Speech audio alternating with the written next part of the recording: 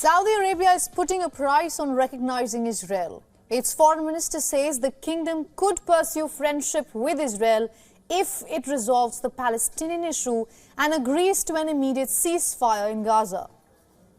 Just weeks before the Gaza war, Saudi Arabia was in the process of normalizing its relations with Israel. But after the October 7th Hamas attack and the retaliation that followed by Israel, Saudi Arabia hit a pause on the normalization. However, now after 3 months into the war, the kingdom says it can continue with a deal if Israel meets its conditions. US Secretary of State Antony Blinken made statements on the same line during his shuttle diplomacy to West Asia. The question was put to Saudi Arabia's foreign minister, Prince Faisal bin Farhan Al Saud, at the World Economic Forum in Davos.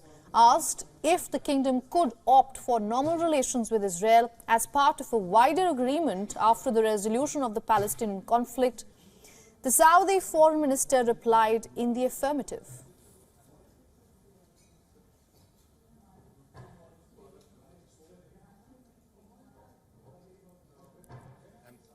I'm somewhat heartened to see that the international community has been moving more.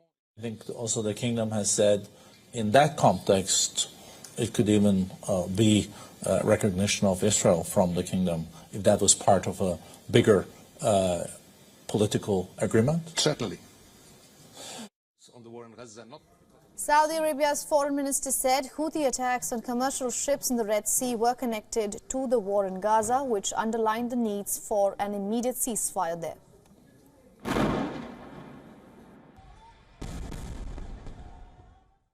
We need to focus on the war in Gaza not because of the Red Sea. We need to focus on the war in Gaza because of its impact on the Palestinians first, but on regional security in general and on the risks that it poses for further escalation.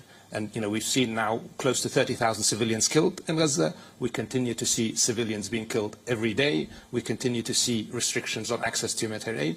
And, frankly, we don't see any real sign that any strategic objectives that Israel has claimed are being coming any closer. So we need to have a ceasefire immediately. We need to set the ground for a credible process that enables the Palestinian Authority, that allows us to have a process towards a peace in the region. This will resolve many of the challenges that we have in the region. But continuing as we are now, continuing to see the suffering that's happening in Gaza is likely to lead to continuing cycles of escalation.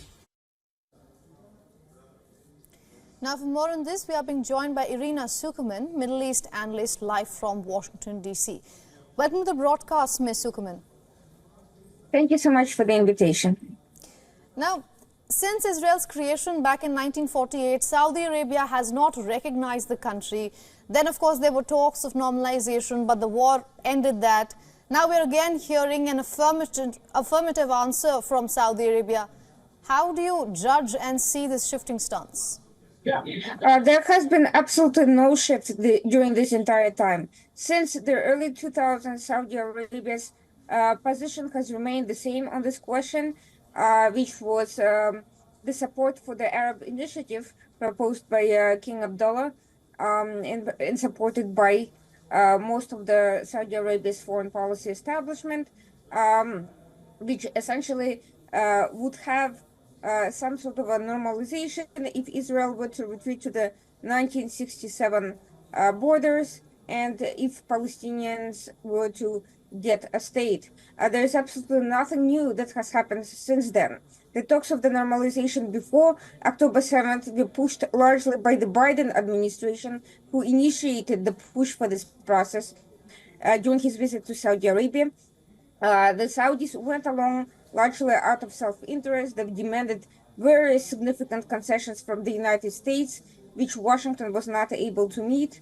They've never shifted away from demanding a Palestinian state in return for that happening, and they've never at that point met with a single Israel official on this subject. The talks were always exclusively with the United States, and the rhetoric largely repeated what President Biden and his inner circles pushed forward, largely out of a need to try to bring some positive diplomacy and accomplishment and expansion of the idea of the expansion of Abraham Accords. Nothing has changed since then. All right, it's interesting you say that. The foreign minister of Saudi Arabia has categorically said that a ceasefire in Gaza is absolutely necessary. In fact, we also heard Blinken say earlier that Israel's further integration into West Asia would require that the conflict ends in Gaza, as well as paving a practical pathway to a Palestinian state. Now, we are hearing this from Saudi Arabia, which has not had any formal ties with Israel. At the same time, we are hearing the same thing from a strong ally like Washington, D.C. I want to ask you this. Do you think Israel would be on board with something like this? Israel primarily prioritizes its national security concerns. It has never been an obstacle to a Palestinian state. The obstacle to the Palestinian state has always and consistently been the Palestinian leadership, which rejected not only multiple peace proposals, but even real efforts to negotiate. And the attack on October 7th was an existential attack by Hamas, which does not recognize Israel's right to exist. Its goal is genocidal. And the Palestinian Authority, which has worked with Israel on security issues previously, is now paying money to the Hamas fighters who were killed in this operation. So the position of the Palestinians on this issue is the primary obstacle to any further negotiations. As soon as as Hamas gives up fighting, as soon as the hostages are returned, as soon as Hamas leadership is ousted from power, as soon as the Palestinian Authority comes to the realization that they cannot continue incitement, ideological and otherwise, against Israel, Israel will be open to further talks. But this is not a matter. It's absolutely interesting you say that Israel will be open to something like this, but many inside Gaza, in fact, across the world, would actually differ to what you're saying, that Palestinians don't agree to the existence of Israel, because what we are seeing in the past 3 months, common civilians are being targeted and are being killed. So how do you explain that if Israel is actually on board with a state of Palestine?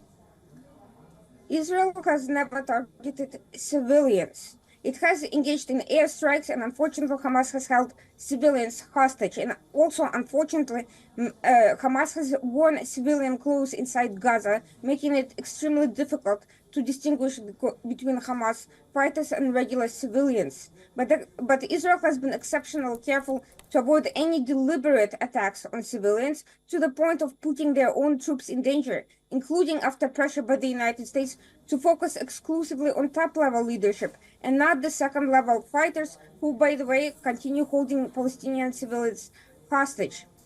Ms. Zuckerman, there are about 25,000, in fact more than 24,000 as of now, who have been killed in this past 3 months of war in Gaza.